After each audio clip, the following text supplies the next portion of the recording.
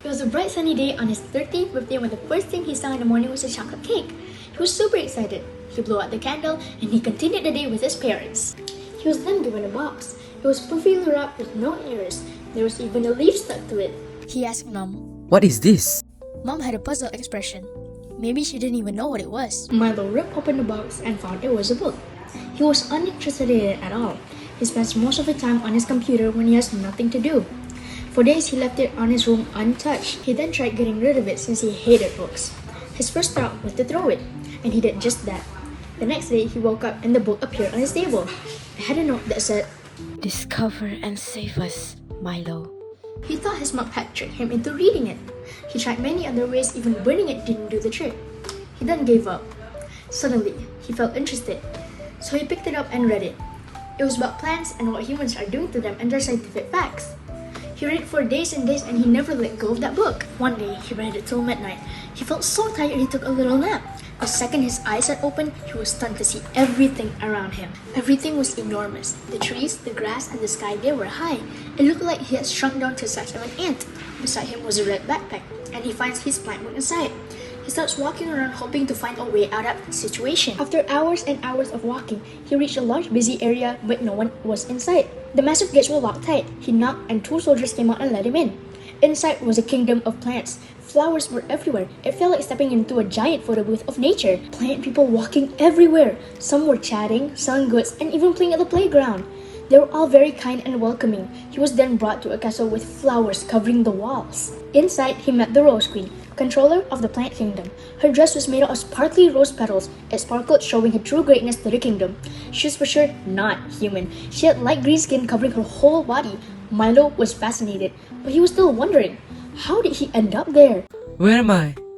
Do you think you can help me get back home? You have entered the plant kingdom. He looked to his right to see a dark area covered in flames in the distance. It was filled with black ashes and burning flames. That is the Dark Kingdom, destroyer of nature. Our kingdom is in danger, Milo. The Dark Kingdoms have been destroying our kingdom and have been stealing our dewdrops. Milo was questioning why the dewdrops were that important. For the plant kingdom, dewdrops are crucial so that their kingdom stays alive. The queen replied. Then she made a deal. If Milo helps them save the kingdom, he'll be granted a reward to return to his original state again. Both agreed. The queen then showed around the kingdom. Villages, the people, and their source of survival, which of course were the dewdrops, they were collected from the plant services, which each villager had to keep one to keep their home alive. And together, they keep the whole kingdom alive. That's why the Dark Kingdom wants to seal them. They just wanted their kingdom to be alive. A light bulb popped in his head. They just had to communicate. By communicating nicely, the friendship between 2 kingdoms could be stronger and they could share the dewdrops and unite. The queen was utterly shocked. She always thought the way to solve a problem was to go to war. The queen then warned him that the Dark Kingdoms was unpredictable. They still had to be ready for what was to come. Then ordered the guards to get ready all weapons and shelter all citizens. Milo was then placed in a bubble, secured from everything and anything. He stood tall before the Darkening Kingdom's gate, which opened with a loud creak. Suddenly, fireballs came flying from the sky. Thankfully, they had a few fire-resistant tree house leaks, but after several hits, it was in ashes. Then, a war began. Fire arrows flew as Milo's bubble soared into the castle where he faced the deadly trio of the forest. The snake, the tiger, and the mosquito. He chuckled. He then remembered that mosquitoes kill 725,000 people a year. His smile vanished. Animals started attacking.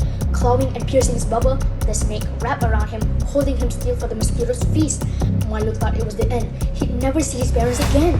But at the last second, the queen landed heroically from the ceiling with a sparkly red suit armor, ready to fight. She strode the sword towards the animals and the explosion silenced the forest. The Rose Queen and Milo gripped each other's hand and green roots started growing from under their feet. Milo was amazed. Lavenders started growing everywhere, Lavenders grow easily on damaged soil, said Milo. The whole kingdom wasn't dark and eerie anymore. It shone as bright as a diamond. Thank you, Milo. The citizens that were originally living there were raised from the ground after being trapped and hibernating for thousands of years. Milo blinked, and he was then back in his original form. So what can we learn from this? Learning a book isn't just reading it and not getting any benefit from it. We should implement it in what we do in our lives. Milo then grew up to become a biologist. He learned more and had a bond with nature. He also helped plant life to become safer and better.